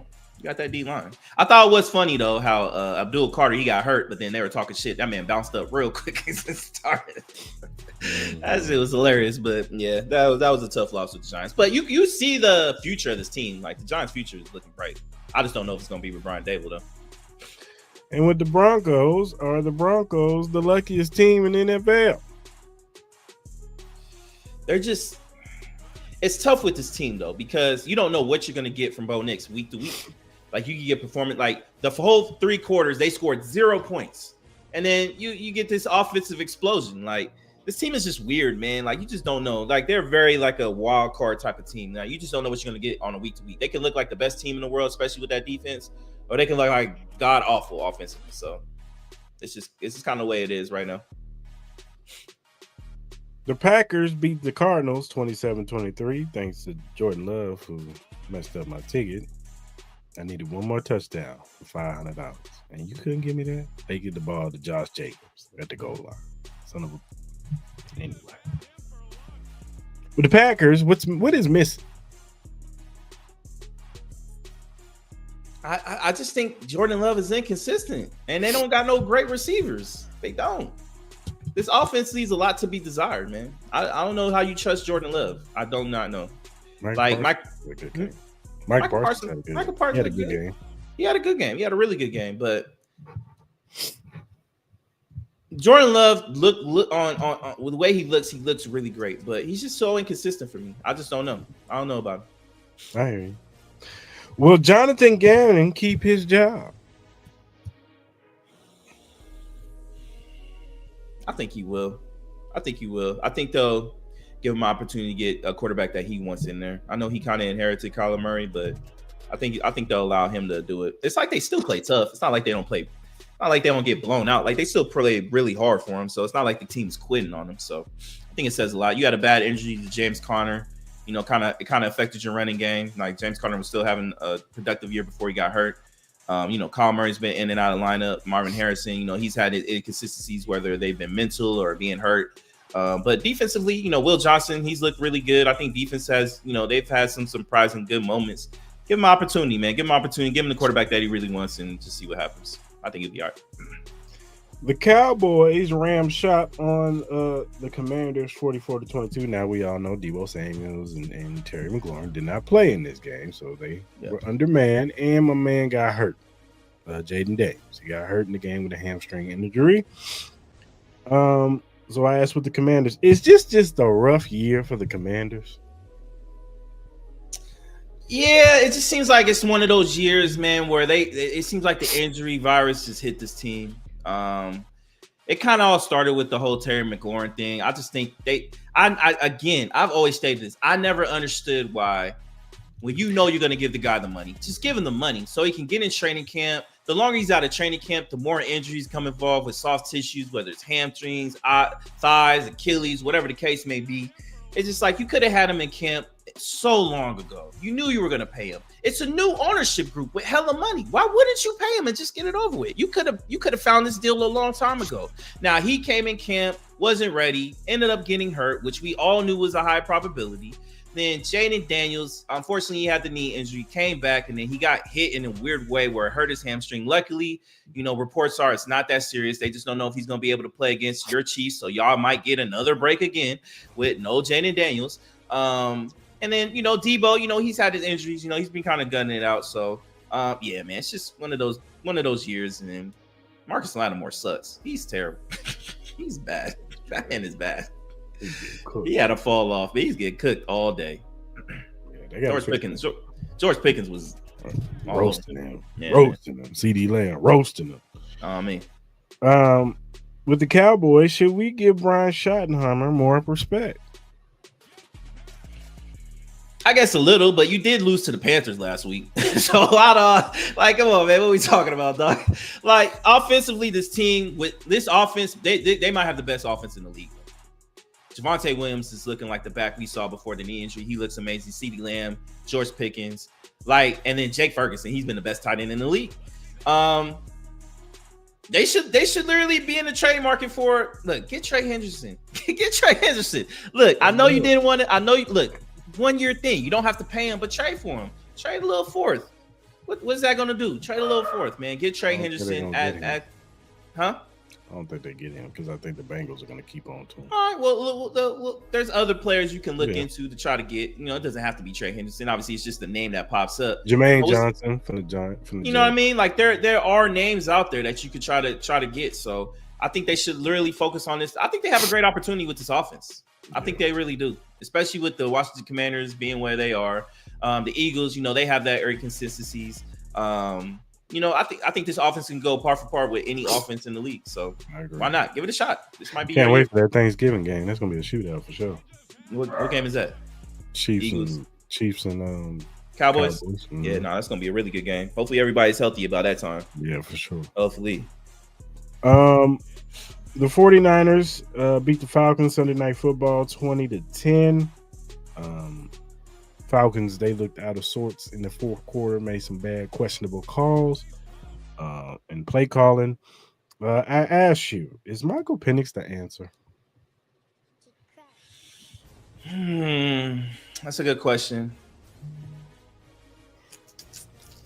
I don't know, man. I really don't know. You have the offensive pieces around him. I don't know if it's the play calling. I don't know what it is. I didn't get a chance to watch this game last night. You probably have a better idea than me, but I don't know how they played. I don't know if they were in the shotgun a lot. I don't know if they play under center a lot more. I don't know what the whole problem is with him, but he's been like that even in his college career. Like, he's an older quarterback, man. He came out of the league. Well, how many years was he in college? Like, what, 5 years? I think so, something like that. Yeah, you know what I mean? He's had injury problems. I just don't know what the ceiling is for him. Did he already tap that ceiling? I don't know, but I'm sure he'll get another year before they make their decision. And with the Niners, how do they do it? It's a tough team, man. They're a tough team, man. They're a tough team. Christian McCaffrey, getting George Kittle back. Obviously, having the energy of Fred Warner. Obviously, he wasn't on the field, but you kind of saw the energy he gave on the Jumbotron, bringing his teammates and stuff like that. He still has a presence there, which is cool. So they're fighting for him. That's just a tough team, man. They're always going to be a tough out, especially with all these injuries. But, offensively, if they can get a little bit more healthier, man, and then Robert Saleh has done an amazing job, even with all these injuries that he has. He's always been a great defensive coordinator. He's always going to put them in the right positions. This team is always going to be a tough out, man. I think they can still have a shot to make the playoffs, man. They can get Brock Purdy back. Hopefully they can get Brandon Ayuk back. Ricky Purcell, he's dealing with his injuries and stuff like that. Hopefully George Kittle can stay healthy. Christian McCaffrey, they'll have a shot. For sure. That does it to our Week 7 storylines. Let me ask you a question. I think this would be a good question. I want you to answer. We see it all the time every year. What team, this is a two-parter, what team do you see right now that is in a great standing that could be that team that will falter at the end of the year? And what team do you think right now that is in a bad position that you could see make a leap and make the playoffs?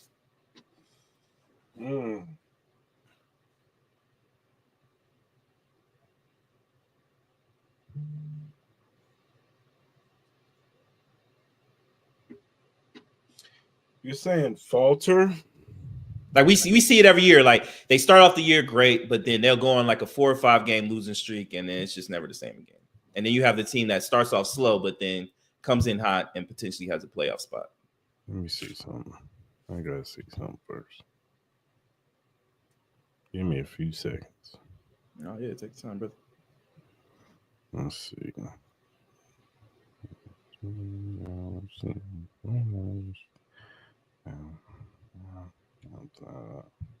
Maybe not them. That's a difficult one.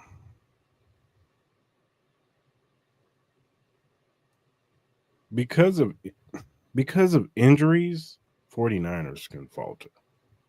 Okay. Now, the team that's kind of in a weird spot and they could surge.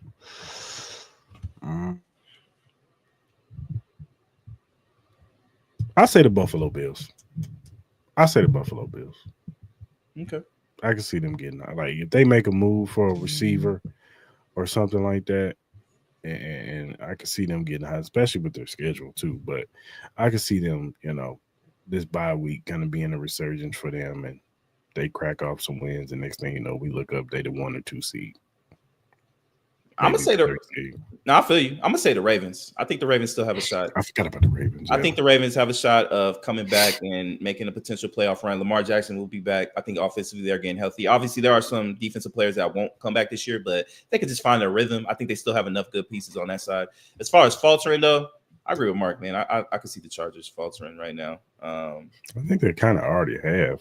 And then I think the Colts are really good, but I think that could be another. I was gonna say them. I think you got to consider it because I don't trust Daniel Jones. He looks good, but can he do it a full year? And then top of that, the Colts' beginning of the season schedule was not that tough.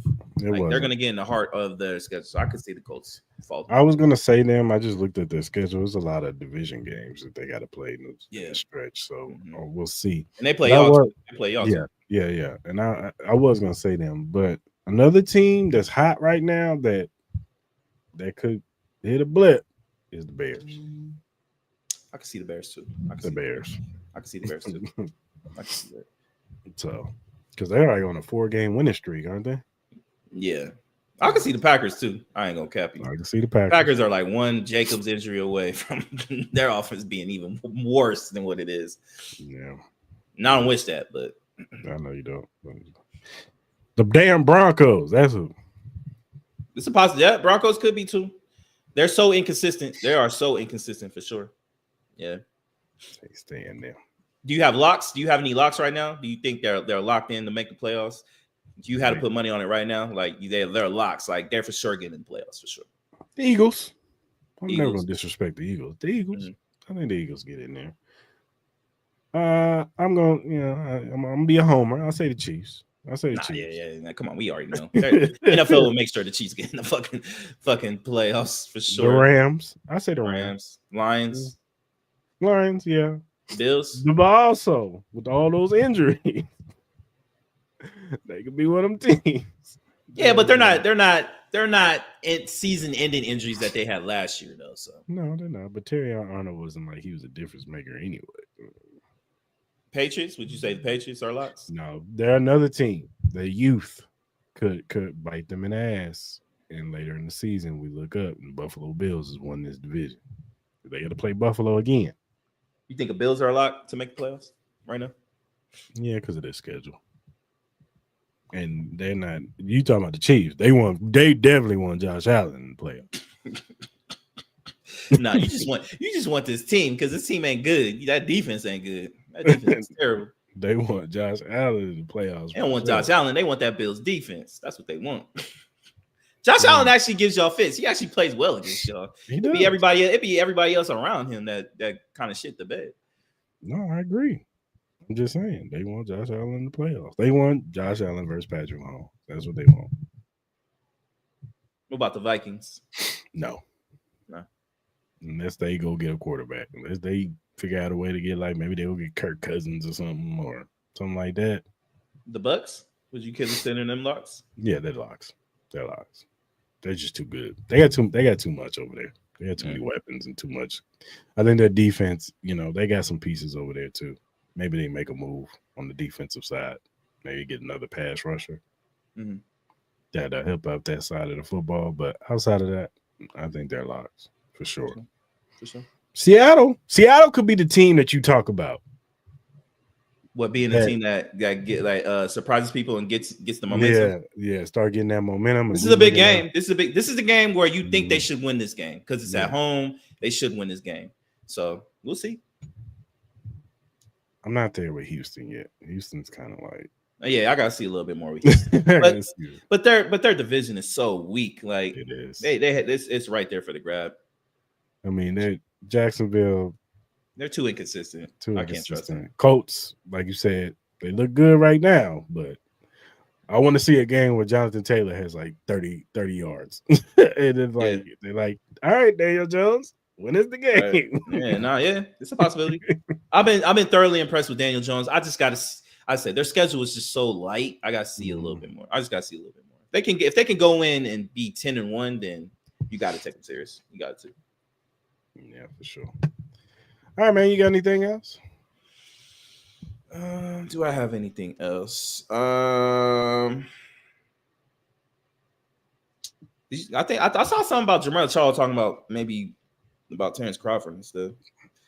Did you see that? Yeah, I saw that. He's calling out Boots. He called out Jamal Charlo. Yeah, so honestly, I really ain't got nothing, man. I ain't got nothing. You got anything? No, I ain't got anything. Who's your flowers of the week, man?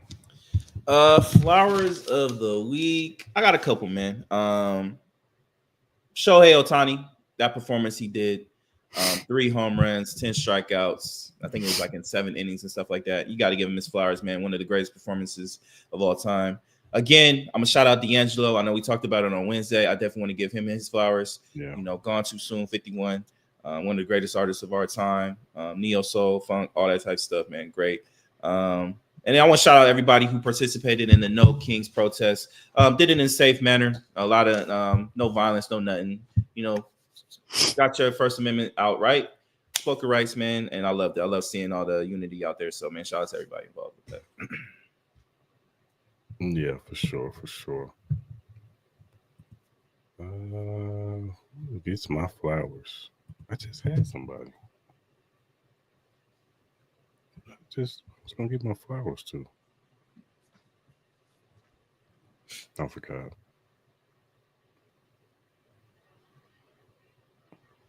Damn, just that fast. I forgot. And then Chris is on negative time this week. He don't want to show no love. No, it's not that. I did have somebody I wanted to show love to that they deserve it. Was it like a athlete? I thought it was an athlete. A football player, basketball player, wrestler. Just Demaryius Thomas. Oh, that's what I wanted to give it to. Well, him too. Rest in peace to Demaryius Thomas. Rest in peace to Doug Martin too. Passed away. Yeah. I don't know this whole situation in that, but no, I don't know the situation either. But yeah. Damn, you just made me forget. Danny Garcia, boxer. Okay, for sure. He had his final fight in Brooklyn. He knocked dude out. It might have been a little trickery in there. I don't know. That punch kind of looked kind of. Dude might look 35, whatever. Mm-hmm. But Danny Garcia, he had a great career. He had some great fights. Keith Thurman, Sean Porter. Like, he had some really good fights. One of the better fighters at 147 was in that grouping with Sean Porter, Keith Thurman, Earl Spence, all them. But shout out to him, man, and I want to give him his flowers. No doubt.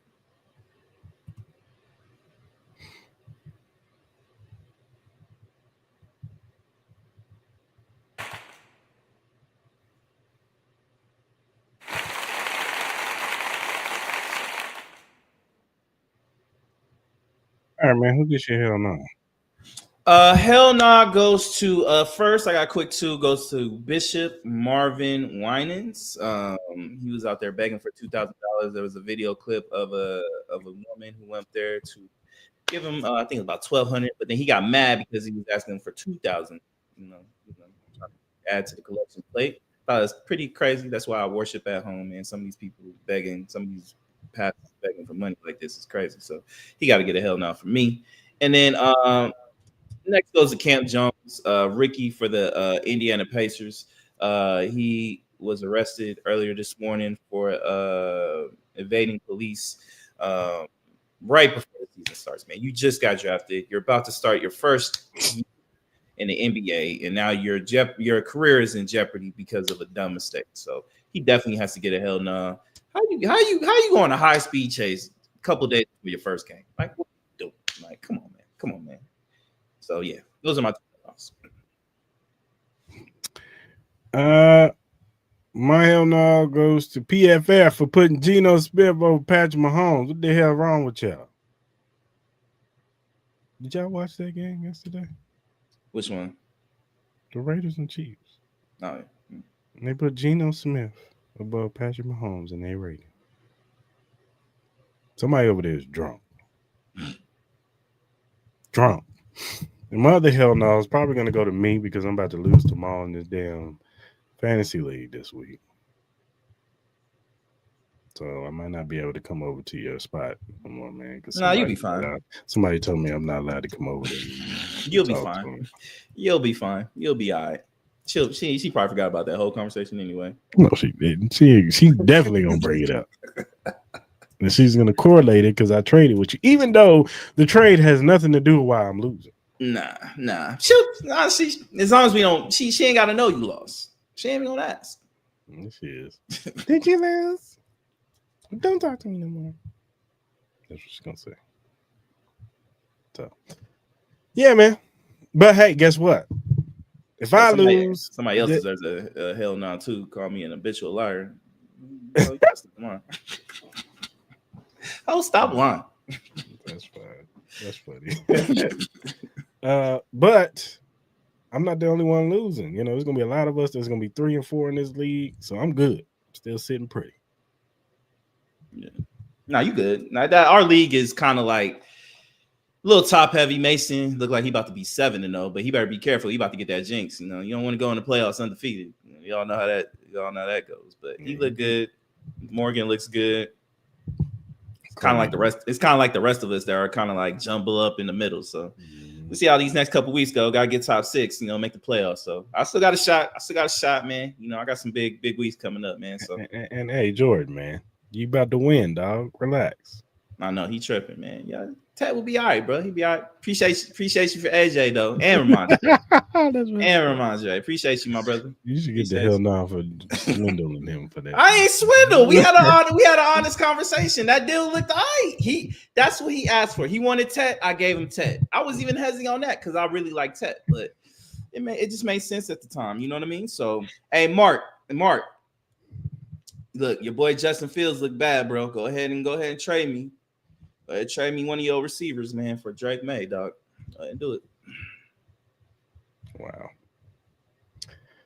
All right. Hell knows. Oh my God, bro. Oh, hell no, man. What the fuck, man? Get your ass on, boy. You get your goddamn ugly ass on. All righty.